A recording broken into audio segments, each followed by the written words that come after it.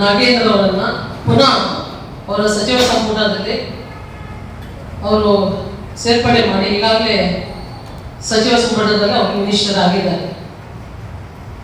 ಅವರು ಮಾಡಿರುವಂತ ಬಹಳ ಏಕ ಕಾರ್ಯಗಳನ್ನ ಆಗಿನ ಸಿಎಂ ಆದಂತ ಸಿದ್ದರಾಮಯ್ಯ ಸರ್ ಅವರು ಭಾರತೀಯ ಜನತಾ ಪಾರ್ಟಿ ಆ ಮೂಢ ಹಗರಣದಲ್ಲಿ ಮತ್ತೆ ಈ ನಾಗೇಂದ್ರ ಹಗರಣದಲ್ಲಿ 186 ಕೋಟಿ ಯಾವಾಗ ಹಗರಣ ಆಗಿತ್ತು, ಭ್ರಷ್ಟಾಚಾರ ಆಗಿತ್ತು, ಅದನ್ನು ಬೇರೆ ಕಡೆಗೆ ಟ್ರಾನ್ಸ್ಫರ್ ಮಾಡಿ ಜನರ ಸಮ್ಮುಖದಲ್ಲಿ ಬಂದಿತ್ತು. ಆ ವಿಷಯದಲ್ಲಿ ಬೆಂಗಳೂರಿನಿಂದ ಮೈಸೂರು ತನಕ ಪಾದಯಾತ್ರೆ ಮಾಡುವುದರ ಮೂಲಕ ಮತ್ತೆ ಅನೇಕ ಹೋರಾಟದ ಮೂಲಕ ಅವರನ್ನ ಎಚ್ಚೆತ್ತುಕೊಂಡು ಈ ತರದಲ್ಲಿ ಎಸ್ಸಿ ಹಣಗಳನ್ನು ಅವರು ನುಂಗಿದ್ದಾರೆ, ಬೇರೆ ಬೇರೆ ಒಂದು ಕಡೆಗೆ ಅದನ್ನು ಟ್ರಾನ್ಸ್ಫರ್ ಮಾಡಿದ್ವಿ.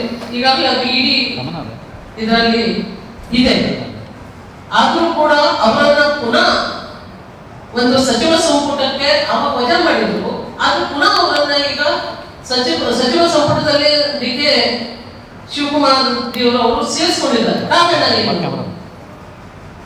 ಎಸ್ಸಿ ಅವರ ಫಂಡ್ ಅನ್ನ ಅದು ಈಗಲೂ ಕೂಡ ಒಂದು ಕೋರ್ಟ್ ನಡೀತಾ ಇರ್ಬೇಕಾದ್ರೆ, ಕೇಸ್ ನಡೀತಾ ಇರ್ಬೇಕಾದ್ರೆ ಅಂತ ದೊಡ್ಡ ಹಗರಣವಾದ ಒಂದು 186 ಕೋಟಿ ರೂಪಾಯಿ ಹಗರಣವನ್ನ ಇವತ್ತು ಪುನಃ ಅವರು ಆ ಒಂದು ನಿಟ್ಟಿನಲ್ಲಿ ಅವರ ವಜಾ ಮಾಡಿದ್ರು, ಮತ್ತೆ ಸೇರಿಸ್ಕೊಂಡು ಈ ರೀತಿಯಲ್ಲೂ ಮಾಡ್ತಾ ಇತ್ತು. ಯಾವ ಇದಕ್ಕಾಗಿ ಸ್ವಾರ್ಥಕ್ಕಾಗಿ ಅಂತ ಅವರು ಹೇಳಬೇಕು. ಒಂದು ಅವರನ್ನು ಕೈ ಬಿಡಬೇಕಂತ ಹೇಳಿ ನಮ್ಮ ರಾಜ್ಯದ ರಾಜ್ಯಾಧ್ಯಕ್ಷರು ನಾಳೆ ಇವತ್ತಿನಿಂದ ಶುರುವಾಗುವಂತಹ ಅಧಿವೇಶನ ಮಂಡಲದಲ್ಲಿ ಬಾವಿಗಿಳಿದು ಹೋರಾಟ ನಮ್ಮ ರಾಜ್ಯಾಧ್ಯಕ್ಷರು ಮತ್ತೆ ಅವರಲ್ಲಿರುವಂತ MLA ಗಳು MLC ಗಳು ಎಲ್ಲ ಇವತ್ತು ಹೋರಾಟ ಸ್ಟಾರ್ಟ್ ಮಾಡ್ತಾರೆ. ನಾವು ಕೂಡ ಜಿಲ್ಲಾದ್ಯಂತ ನಮ್ಮ ಹೋರಾಟವನ್ನ DC ಕಚೇರಿ ಮುಂಭಾಗದಲ್ಲಿ ಒಂದೊಂದು ದಿನ ಒಂದೊಂದು ವಿಧಾನಸಭಾ ಕ್ಷೇತ್ರವಾಯಿತು ನಾವು ಕೂಡ ಈ ಹೋರಾಟವನ್ನು ಪ್ರಾರಂಭಿಸ್ತಾ ಇದ್ದೇವೆ ನಾಡಿನಿಂದ. ಕಾರಣ ಇಷ್ಟೇ, ಅವರದೇ ಸಮಾಜದವರು ಬಹಳಷ್ಟು ಜನ ಕಾಂಗ್ರೆಸ್ ನಲ್ಲಿ ಇದ್ದಾರೆ.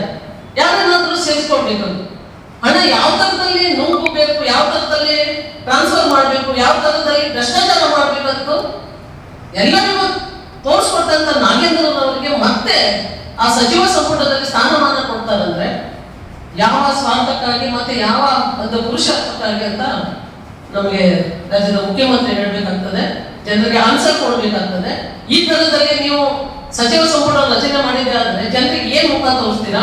ಜನರ ಹಣ್ಣನ್ನು ನುಂಗ್ಕೊಂಡು ಜನರ ಹಣವನ್ನು ಯಾರಿಗೆ ಪಾಪ SC ST ಅವರಿಗೆ ಕೊಡಬೇಕಾಗಿರುವಂತ ಹಣವನ್ನ ಬೇರೆ ವಿಷಯಕ್ಕೆ ಟ್ರಾನ್ಸ್ಫರ್ ಮಾಡಿ ನಿಮ್ಮ ಇಲೆಕ್ಷನ್ ಅಲ್ಲಿ ಬೇರೆ ಬೇರೆ ರೀತಿಯಲ್ಲಿ ವರ್ಗಾವಣೆಯನ್ನು ಮಾಡಿಕೊಂಡು ಅನೇಕ ಬ್ಯಾಂಕ್ ಅಕೌಂಟ್ಗಳನ್ನು ತೆಗೆದು ಈ ರೀತಿಯಲ್ಲ ದೊಡ್ಡ ಒಂದು ಭ್ರಷ್ಟಾಚಾರನೇ ನಡೆದಿರುವಂತಹ ಈ ಆಗಿನ ಮುಖ್ಯಮಂತ್ರಿಗಳಾದಂತಹ ಸಿದ್ದರಾಮಯ್ಯ ಸರ್ ಅವರು ಅವರನ್ನು ಅವಾಗೆ ವಜಾ ಮಾಡಿಕೊಂಡು ಕೂಡ ಇವತ್ತು ಅದನ್ನು ಅವರು ಇರಿಸ್ಕೊಂಡಿದ್ದು. ಅವರನ್ನ ನಾವು ಹೇಳ್ತಾ ಇರೋದು ಅವರಲ್ಲಿ ಮತ್ತೆ ನೀವು ಎಲ್ಲಿಂದ ವಜಾ ಮಾಡಬೇಕು, ಅವ್ರಿಗೆ ಯಾವುದೇ ತರಹದ ಸ್ನಾನ ಮಾಡಬಾರ್ದು, ಕೊಡಬಾರ್ದು.